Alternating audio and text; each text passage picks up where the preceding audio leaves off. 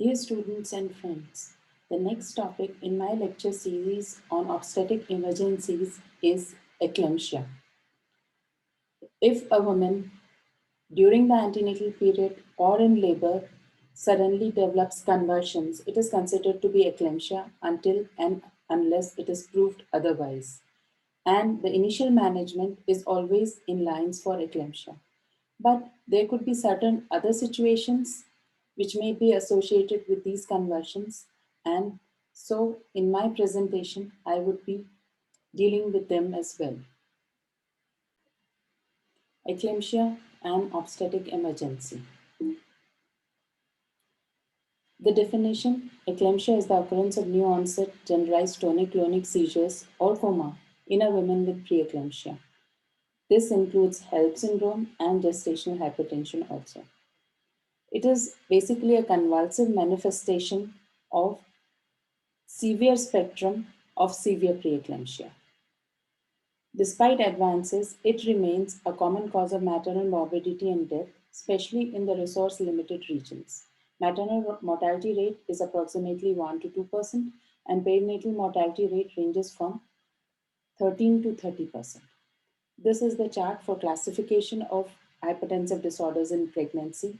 As you can see here, this also includes chronic hypertension, exacerbation of hypertension or new onset proteinuria, superimposed preeclampsia, and it also mentions the features of severe preeclampsia.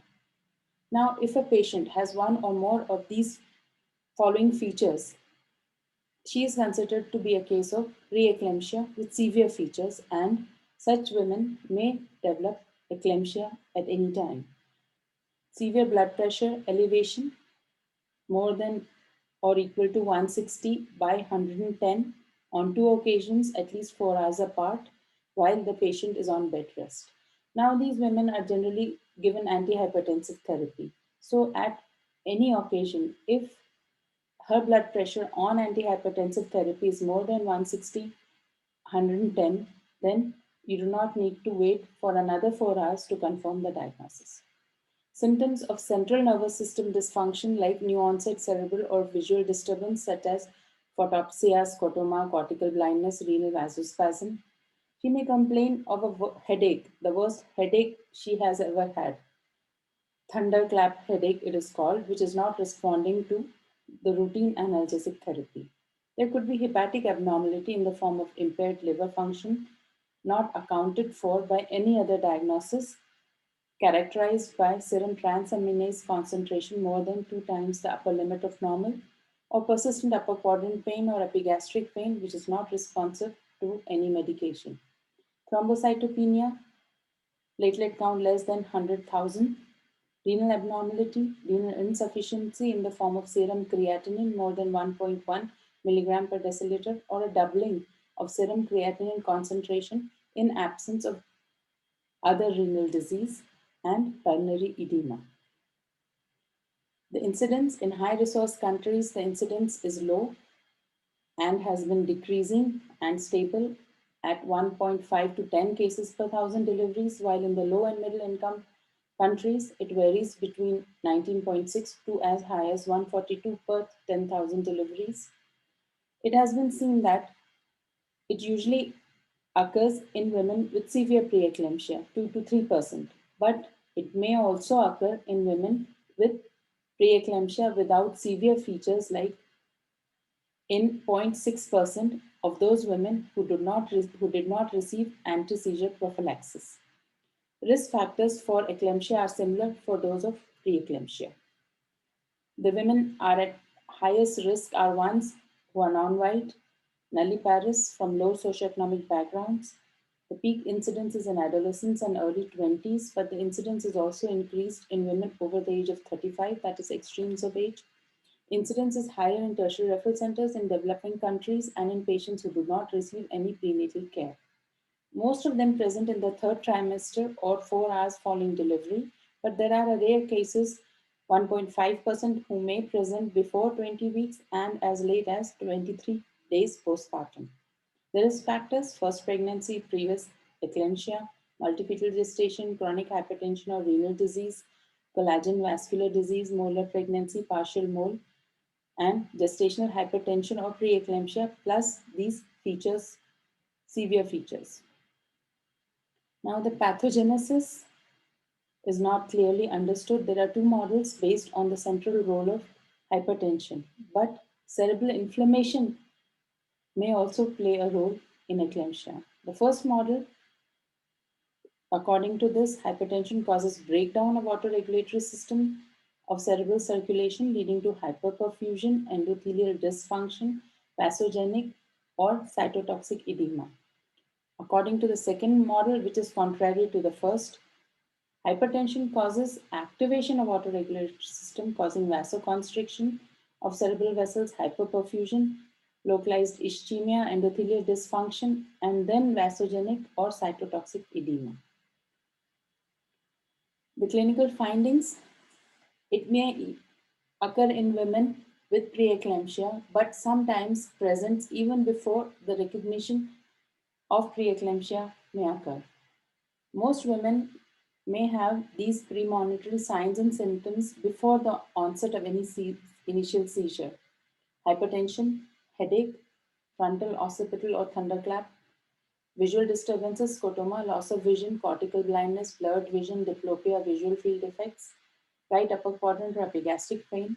But in 25% cases, women may be asymptomatic as well.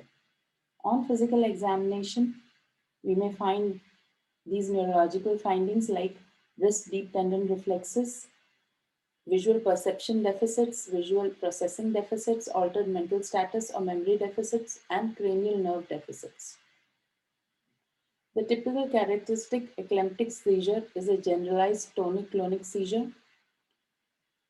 At the onset, there could be abrupt loss of consciousness, often associated with scream or shriek.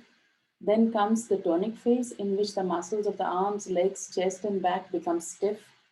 And during this phase, the women may become cyanotic. After approximately 1 minute comes the clonic phase, in which the muscles begin to jerk and twitch for 1 to 2 minutes. During this phase, tongue may be bitten, there could be frothy and bloody sputum from the mouth. Then is the post-ictal phase, which begins once these twitching movements are over. The woman goes into deep sleep, breathing deeply, and then gradually wakes up, often complaining of a headache. Most patients begin to recover responsiveness in 10 to 20 minutes after this generalized convulsion. Focal neurological deficits in an eclamptic seizure are usually absent. The other presentations of an eclamptic seizure could be in the form of focal or multifocal seizures or only coma. Now, when the woman has convulsions, there could be certain effects on the fetus as well. Fetal bradycardia for at least 3 to 5 minutes during and immediately after the seizure. On resolution of maternal seizure activity, there is persistent fetal tachycardia, loss of fetal heart rate variability, and transient decelerations. But these abnormalities in the pattern generally improve with therapeutic interventions. A non-reassuring pattern with recurrent decelerations for more than 10 to 15 minutes, despite these resuscitative interventions, does suggest the possibility of occult abruption, and this should always be kept in mind. Seizures can occur in the postpartum period in 25% women, but have been seen antepartum in 50% and intrapartum in 25%. 90% of these postpartum seizures occur within 1 week of delivery. There could be antecedent symptoms which are similar to those with antenatal intrapartum eclampsia, and the most common presenting symptom is headache. Others include shortness of breath, blurry vision, nausea, vomiting, edema, sometimes neurological deficit, and epigastric pain. It has been seen that many of these women who had postpartum eclampsia did not have hypertension in their antecedent pregnancy. The role of neuroimaging. There are certain indications for cerebral imaging in eclampsia, like presence of focal neurologic deficits, prolonged coma, repeat seizures despite adequate magnesium levels, presence of blindness, onset less than 20 weeks of gestation, or more than 48 hours postpartum. In 90% of cases, these findings are similar to those seen in reversible posterior leukoencephalopathy syndrome, which is also commonly called as PRESS syndrome, posterior reversible encephalopathy syndrome. And in an MRI, we can see hyperintense cortical and subcortical signal in the occipital lobes, which denotes cerebral edema. In this figure, you can see cerebral edema, and 10 days later, the MRI showed resolution of this vasogenic edema. This CT scan demonstrates cerebral edema with herniation in the more severe cases. Now, there are certain complications which may occur in severe hypertensive disorders of pregnancy. And so these complications should be kept in mind because women with eclampsia may have these complications also. Abruptio placentae, DIC, renal failure and need for dialysis, liver hemorrhage or failure, intracerebral hemorrhage, hypertensive encephalopathy, pulmonary edema, adult respiratory distress syndrome, and complication includes death as well. There could be certain neonatal complications like severe intrauterine growth restriction, oligohydramnios preterm delivery, hypoxic acidosis, and neurological injury and perinatal death. The key principles in the management: if a seizure is witnessed, maintaining airway patency and preventing aspiration are the initial priorities. The woman should be rolled onto her side. Then the immediate issues which are to be addressed include prevention of maternal hypoxia and trauma, treatment of severe hypertension if present, prevention of recurrent seizures, and evaluation for prompt delivery. Those who do not improve promptly following control of hypertension and seizures, or if they develop localizing neurological signs, should always be evaluated by a neurologist. Coming to the first step, support maternal respiratory and cardiovascular functions to prevent hypoxia. Establish an airway patency and start maternal oxygenation during or immediately after the acute episode. Even if the initial seizure is short, it is important to maintain oxygen levels by giving oxygen through a face mask or with or without reservoir at the rate of 8 to 10 liters per minute. The goal is to prevent hypoxia and respiratory acidosis that often occur during convulsions. Then, to monitor oxygenation, pulse oximetry is essential. Arterial blood gas analysis may be done if oxygen saturation is found to be less than 92% or there is aspiration or pulmonary edema is suspected. Sodium bicarbonate is not given unless the pH is less than 7. To prevent maternal injury and aspiration, secure the bed rails by elevating them. Make sure they are padded. Also place a padded tongue blade. The padded tongue blade is placed between the patient's teeth to prevent her from biting her tongue. Avoid forcing this blade too deeply into the back of the throat because if it is forced deeply back, it may cause vomiting, reflex vomiting, and that can be aspirated. Position the woman in lateral decubitus to minimize aspiration of oral secretions and vomitus should she vomit. Next, do not attempt to arrest the first seizure. The first seizure is usually self-limiting, and especially initially, there would be no IV access or skilled personnel for rapid intubation. But if there is status epilepticus, the patient needs muscle paralysis and intubation, and medications that abolish laryngeal reflex like diazepam and midazolam should also not be given and should be avoided because they also increase the risk for aspiration. The next step is to prevent convulsions from recurring by giving magnesium sulfate.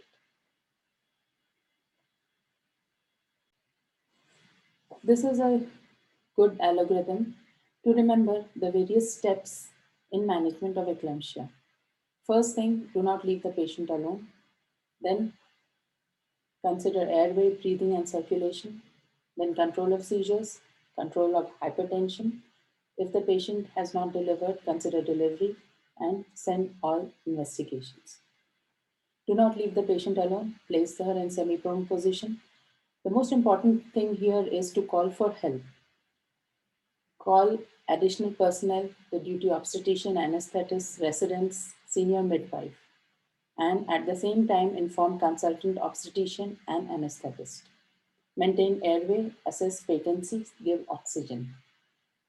Assess breathing, protect airway, and ventilate if required. Maintain circulation, evaluate her pulse, blood pressure. If absent, initiate CPR and call the arrest team. Secure IV access as soon and as safely as possible. Commence IV infusion, but the total infusion should not be at a rapid rate and total infusion should not exceed, as that too may cause pulmonary edema. Then control of seizures. Initial loading dose of magnesium sulfate, 4 grams IV over 10 to 15 minutes, then the maintenance dose. If seizures recur, an additional dose of 2 grams if the patient is less than 70 kg, or even 4 grams if the patient is more than 70 kg over next 5 to 10 minutes. Should the seizures continue, call an anesthetist, thiopental is given, paralyze, intubate, and ventilate.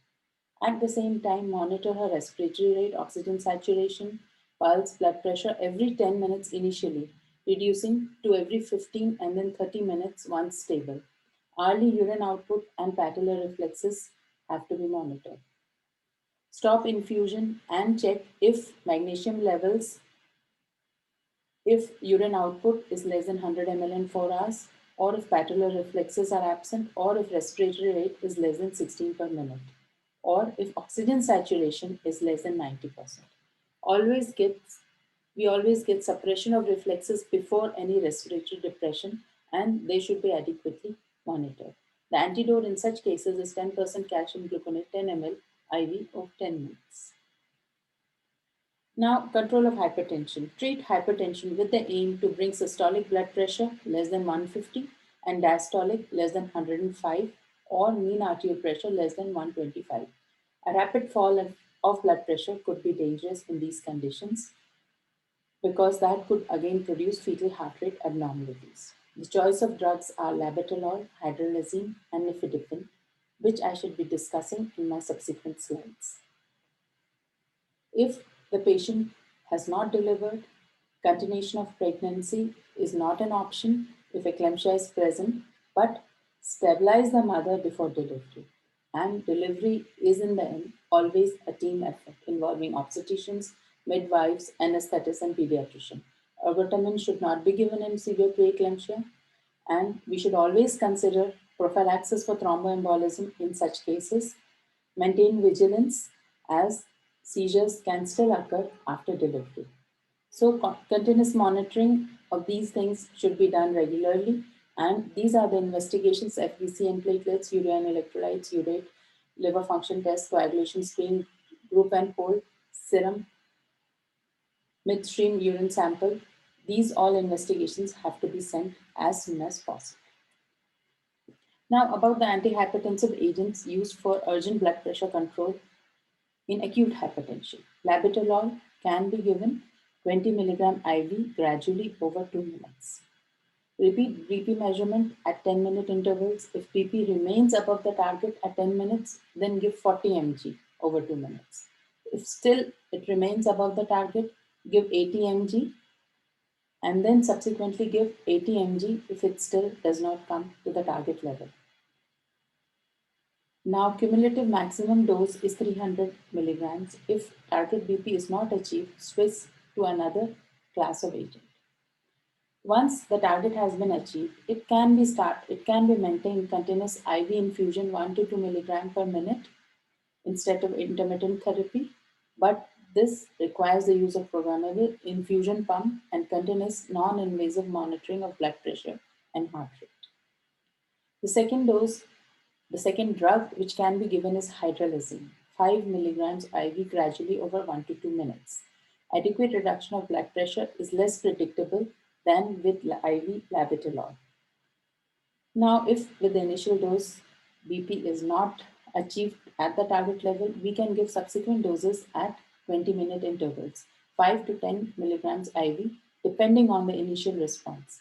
And a cumulative maximum dose is 30 milligram. If target BP is not achieved, then think for something else. Nifedipine extended release 30 milligram has been used orally. If target is not achieved in 1 to 2 hours, then another dose can be given. Nicardipine parenteral medication is also available, and nifedipine immediate release tablet is also available. But the risk with immediate release tablet is that it causes sudden hypotension. There could be precipitous fall in blood pressure and fetal heart rate decelerations, which may require an emergency cesarean section. So, if it is used, BP monitoring and fetal heart rate monitoring should be done. These are the drugs which are subsequently used for management of hypertension. Labetalol, which is the first line drug, but has a contraindication, asthma. Nifedipine is the second line, slow release tablet. Methyl-dopa, the third line, but cannot be given if there is depression and cannot be given in the postnatal period. There are other medications, the fourth line alpha blockers like doxazosin, hydralazine tablets, and ACE inhibitors. Prevention of recurrent seizures with the use of magnesium sulfate, which is the drug of choice. Treatment is primarily directed at prevention rather than control of initial seizure activity. 10% of women with eclampsia will have repeated seizures if managed expectantly. And the possible complications of repeated seizures include neuronal death, rhabdomyolysis, metabolic acidosis, aspiration pneumonitis, neurogenic pulmonary edema, and respiratory failure. Now, how do we give magnesium sulfate? The various regimes, Pritchard's and Sussman's regime is there. One is intramuscular regime and the other is intravenous regime. They both consist of a loading dose and maintenance dose. The loading dose, magnesium sulfate 6 grams, IV over 15 to 20 minutes. This dose is quickly and consistently achieves a therapeutic level. Loading doses of 4 to 6 are commonly recommended. An alternative dose is 5 grams intramuscular into each buttock for a total of 10 grams. However, the onset of therapeutic effect will be slower and intramuscular is painful. So immediately after this intravenous dose, we do give the intramuscular dose. Now, maintenance dose is 2 grams per hour as in continuous IV infusion in women with good renal function. Doses of up to 1 to 3 grams per hour are commonly used. Or we can give 5 grams intramuscularly every 4 hours. A lower maintenance regime, 2.5 grams intramuscular every 4 hours, may also be effective and could be cost effective in low resource areas and in those women who have a low BMI. Now, the loading dose, 4 grams IV. This can be prepared using a 20 ml syringe, draw up to 8 ml of 50% magnesium sulfate, add 12 ml of water to make it up to 20 ml, and give it IV slowly. The maintenance dose using a 50 ml syringe, draw up to 20 ml of 50% magnesium sulfate, add 30 ml of water to make up to 50 ml.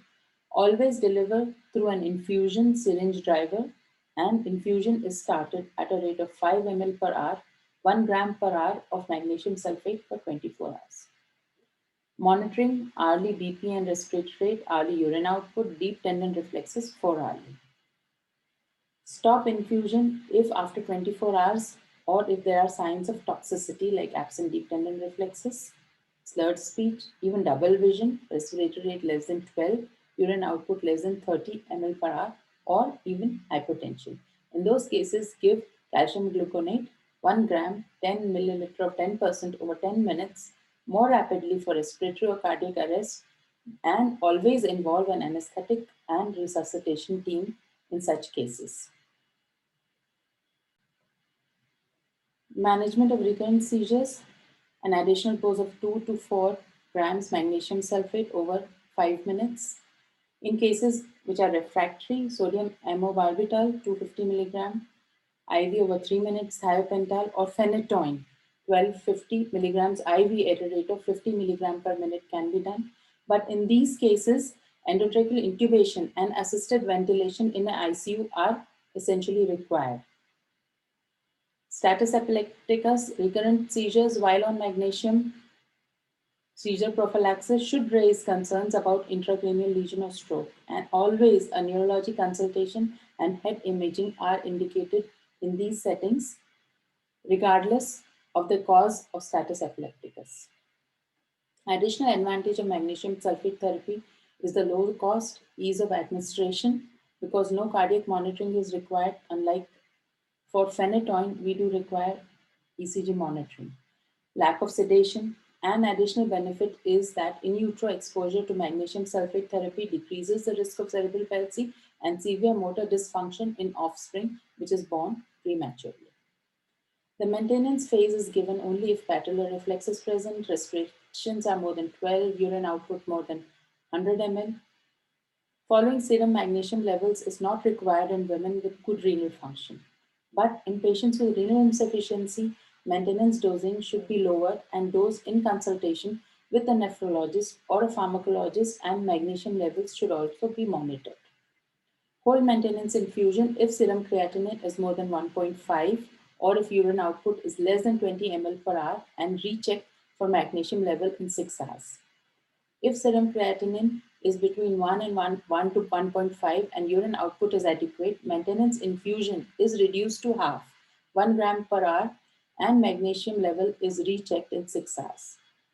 The therapeutic magnesium level, a clear threshold magnesium concentration for ensuring prevention of seizures, has not been established, but a range of 4.8 to 8.4 milligram per deciliter is recommended if serum levels are checked because of recurrent seizure activity or if there are concerns for toxicity. Those should be adjusted according to clinical response of the individual. Now, these are the various levels at which various manifestations may be seen. Loss of patellar reflex 8 to 12 milligram per deciliter, double vision 8 to 12, feeling of warmth or flushing 9 to 12, somnolence 10 to 12, slurred speech 10 to 12, muscular paralysis 15 to 17 milligram per deciliter, respiratory arrest 15 to 17, and cardiac arrest 30 to 35 milligrams per deciliter. In such cases, if any of this is seen, especially the initial findings of double vision, flushing, warmth, loss of patellar reflex, immediately discontinue magnesium sulfate. Restart only at a lower dose after checking the magnesium level. Give calcium gluconate, intubate, and assisted ventilation. Concurrent use of magnesium sulfate with calcium channel blockers may result in hypotension, which appears to be minimal, but magnesium sulfate is contraindicated in myasthenia gravis. Women who do not improve within 10 to 20 minutes following control of hypertension and seizures, you should always suspect neurological deficits, and further evaluation is required. There is no role for mannitol in routine care of women with preeclampsia. In fact, it can be harmful because it can enter the brain through the damaged blood-brain barrier and reverse the osmotic gradient, thus increasing the intracranial pressure. A neurologist should be consulted in management in those women who have increased intracranial pressure, like depressed consciousness, papilledema, or respiratory depression is seen. Now, every convulsion is not essentially eclampsia. It could be something else. So we should suspect when we have additional neurological findings. The various differential diagnosis includes cerebral vascular accidents like hemorrhage, ruptured aneurysm, arterial embolism or thrombosis, cerebral venous thrombosis, HI, or angiomas. There could be hypertensive encephalopathy, there could be some other seizure disorder, previous undiagnosed brain tumor, metastatic gestational trophoblastic disease, some metabolic diseases. Catastrophic Aplar syndrome, antiphospholipid antibody syndrome could also be there. There could be thrombotic thrombocytopenic purpura, posterior puncture syndrome, reversible posterior leukoencephalopathy syndrome, and cerebral vasculitis. So these are the differential diagnoses. New onset seizures in a pregnant woman could be due to any of these three things. They could be incidental to the pregnant state, like they could already be having a brain tumor or a ruptured aneurysm.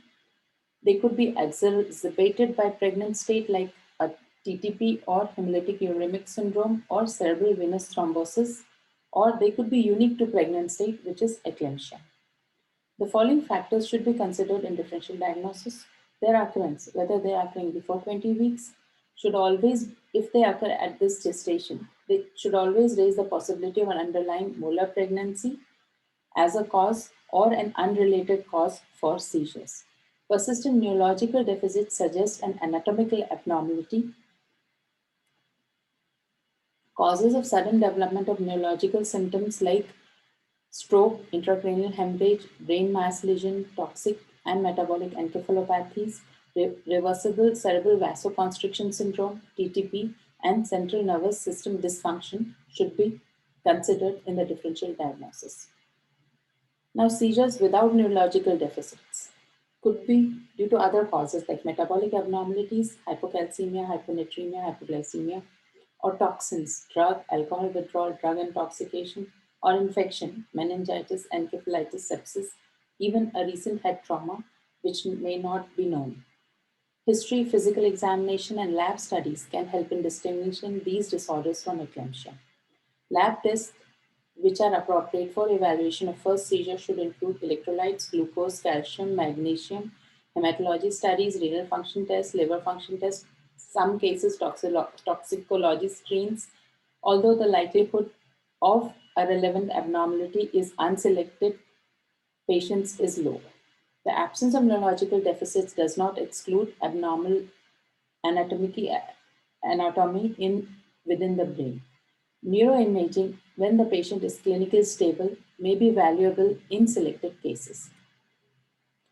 Now, pregnancy is a precipitating factor in some disorders associated with seizure activity, such as thrombotic thrombocytopenic purpura and hemolytic uremic syndrome. These are indistinguishable from eclampsia in a woman with HELLP syndrome. So, HELLP syndrome, HUS, and TTP may have similar presentations. 10 to 20% of women with preeclampsia eclampsia have lab findings of HELLP syndrome. Eclampsia and HELLP usually start to quickly improve after delivery, but delivery does not affect the course of TTP and HUS. HUS is the abnormality of regulation of alternative pathway of complement that leads to dysregulation of complement at the ADAMTS 13, and that level is more than 10% in these cases. Pointers for HUS are profound thrombocytopenia, florid microangiopathic hemolytic anemia, presence of red cell fragments, schistocytes in the blood film, anemia, increased reticulocyte, increased unconjugated bilirubin, and LDH. Clotting times and fibrinogen concentrations are normal, and thrombocytopenia may be severe. So, if these features are found in a case of eclampsia, suspect HUS. Pregnancy is a trigger for HUS, and AKI may be severe. So, there could be severe renal damage in case of HUS. DIC is rare in HUS and TTP unless it is associated with septicemia. Now, if we think of TTP, this is a systemic and extensive disorder, but this commonly involves the CNS.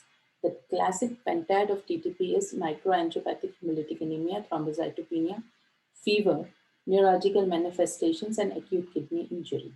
Features include headache, irritability, drowsiness, seizures, and coma. This is diagnosed with ADA-MTS 13 activity less than 10%. So this is how by this levels we can differentiate between TTP and HUS. Hypertension is not common in TTP and HUS.